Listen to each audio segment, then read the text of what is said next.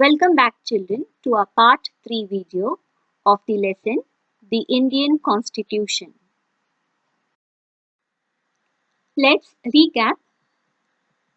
In democratic societies, the Constitution often lays down rules that guard us against misuse of authority by our political leaders. These laws are contained in the section on fundamental rights. This means, as India is a democracy where people participate in decision-making aspect through elections. The rights guaranteed by the Constitution ensures that leaders don't misuse their powers. Next, the Indian Constitution guarantees the right to equality to all persons and says that no citizens can be discriminated against on grounds of religion, race, caste, gender and place of birth. This means Constitution gives right to its every citizens and does not entertain any kind of discrimination. Third, the Constitution usually contains rules that ensure that minorities are not excluded from anything that is routinely available to the majority. This is how a constitution prevents this tyranny or domination by the majority of a minority.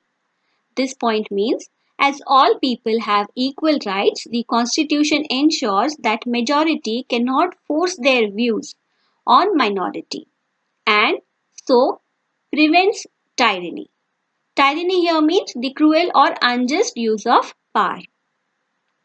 And lastly, the Constitution helps to protect us against certain decisions that we might take that could have an adverse effect on the larger principles that the country believes in. This means the Constitution protects us from ourselves. It acts like a guideline to ensure that we do not take any rash or hasty decisions based on public emotions. Children, before we begin with the topic, let's understand why the Indian Constitution was framed or how it came into existence. After independence from British rule, Indians decided that free India should be a democracy. Let's understand this first. By the beginning of the 20th century, the Indian national movement had been active in the struggle for independence from British rule for several decades. Now, during the freedom struggle, the nationalists had devoted a great deal of time in imagining and planning what a free India would be like. Because under the British rule, people were forced to follow certain rules. So, the nationalists or the Indians aspired that free India should be a democracy in which everyone should be treated equally and be allowed to participate in decision making aspect. In order to establish democratic government and the rules that would determine its functioning, the Constituent Assembly was formed in 1946 to write Indian Constitution. This was done by a group of around 300 people who became member of Constituent Assembly in 1946 and who periodically met for next 3 years to write India's constitution.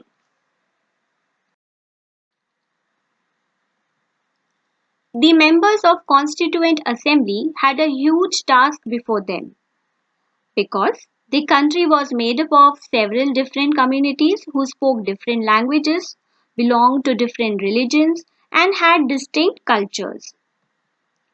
At the time when the constitution was being written in India, India was facing difficult situations. For instance, partition of the country into India and Pakistan. Some princely states remained undecided about their future, and the socio-economic condition of the vast mass of people were the critical issues during that period. Now this part you are going to study in your history this year.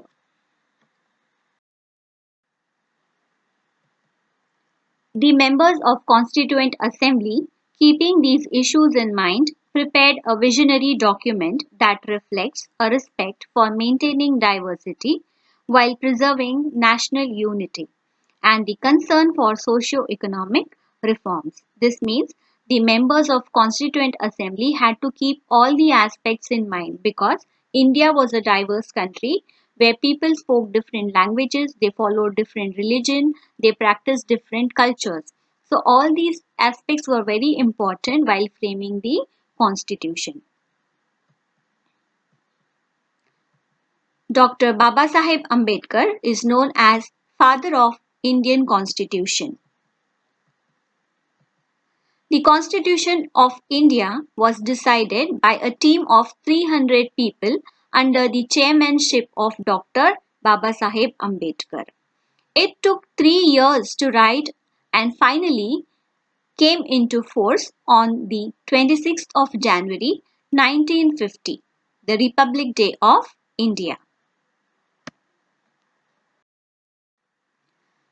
Let's begin with the subtopic, the Indian Constitution key features. There are 5 key features of Indian Constitution. First, federalism. Second, parliamentary form of government. Third, separation of powers. Fourth, fundamental rights. And fifth, secularism. The first key feature, federalism. Federalism refers to the existence of more than one level of government in the country. In India, we have the governments at the center, that is the central government, and the state level. State government, Panchayati Raj, is the third tier of government. Let's understand this. In India, we have central government at Delhi, state governments at all the states. Let's take an example of Maharashtra. In Maharashtra, we have state government and we also have local state government or Panchayati Raj for all the local regions. Each state in India enjoys autonomy in exercising powers on certain issues. Subjects of national concern require that all of these states follow the laws of the central government. Autonomy here means the rights and the conditions of self-government. So each state is a self-governing body. Okay, but certain issues that has national concerns requires that the states follow the laws made by central government. The constitution also specifies where each tier of government, each tier here means each level of government, central, state and district level or Panchayati Raj government can take or get money from for the work it has to do for that particular region. Under federalism, the states are not merely agents of the federal government but draw their authority from the constitution as well. So, the local governments or the governments at state level or central level, they draw their authority from the constitution. All persons in India are governed by laws and policies made by each of these levels of government. Every individual who lives in India is governed on the basis of laws and policies made by the different levels of government.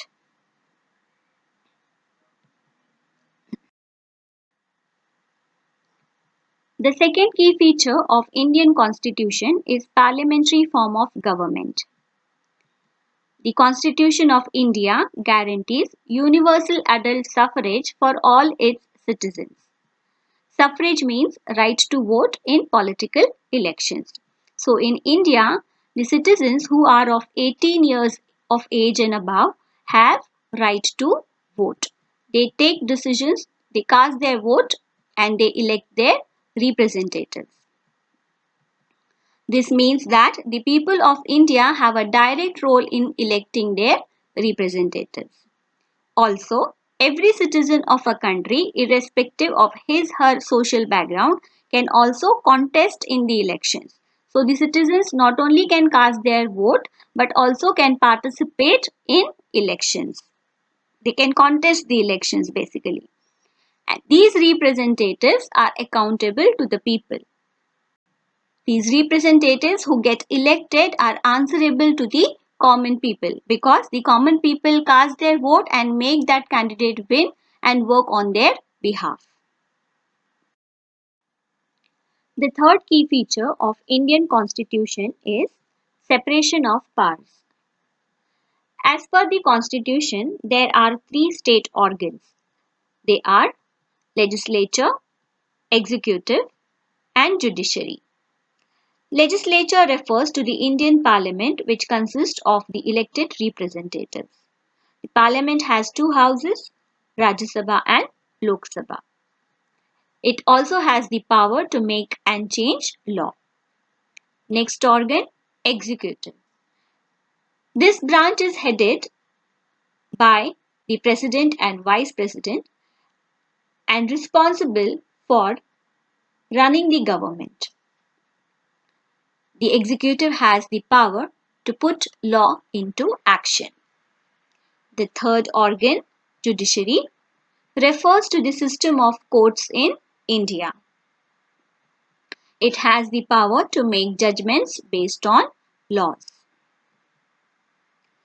Separation of powers states that each of these organs exercise different responsibilities. Also, each organ keeps the other organ in check. Hence, power is balanced. Let's look at the fourth key feature of Indian Constitution, that is fundamental rights. The section on the fundamental rights is referred to as conscience. Conscience means the moral sense of right and wrong of the Constitution.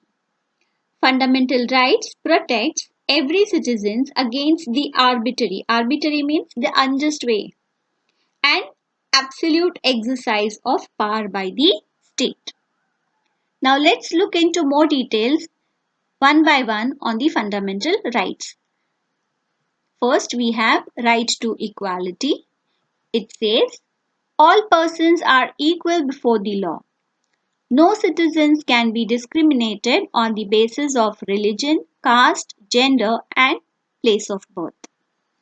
Untouchability has been abolished. Untouchability is banned in our country. Next, we have right to freedom. It says, everyone has the right to freedom of speech and thought. That means we have right to express ourselves. Right to move freely and live in any part of the country. We also have right to practice any profession we choose to. Then we have right against exploitation. The Constitution prohibits human trafficking, forced labor, and employment of children under 14 years of age.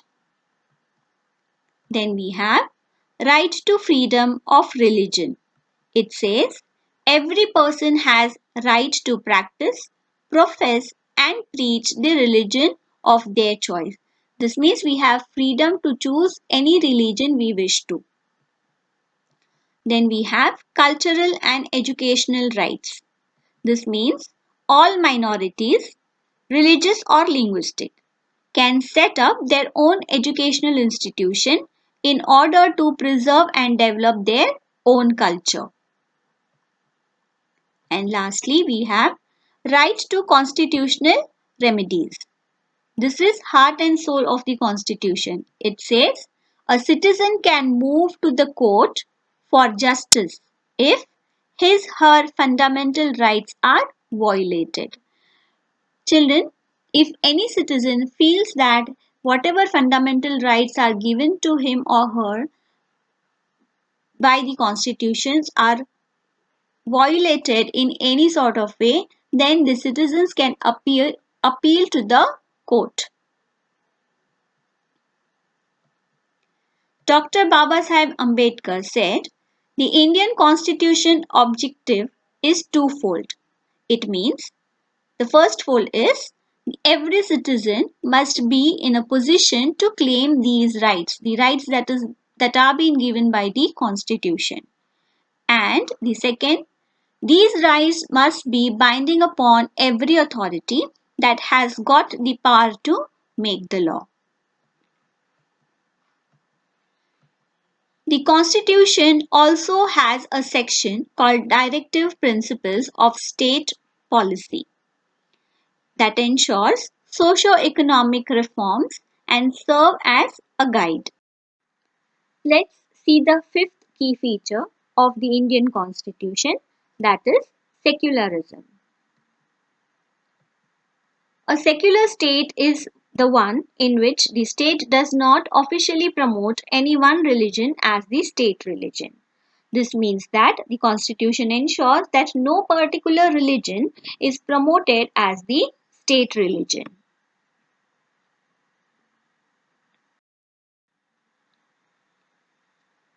These five features of the Indian Constitution ensures that India is a great place for all of us to live in. Let's recap what we have studied in this lesson. A constitution is a list of principles that the people of a country agree upon as the basis of how they want to be governed. A constitution defines the nature of a country's political system. The constitution often lays down rules that guards us against misuse of authority by our political leaders. These laws are contained in the section on fundamental rights. The Indian Constitution guarantees the right to equality to all persons and says that no citizens can be discriminated against on grounds of religion, race, caste, gender, and place of birth. The Constitution prevents the tyranny or domination by the majority of a minority. The Indian Constitution protects us from ourselves. The key features of the Constitution are federalism, parliamentary form of government, separation of powers, fundamental rights, and secularism.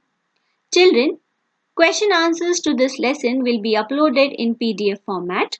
You have to write these question answers in your political science notebook.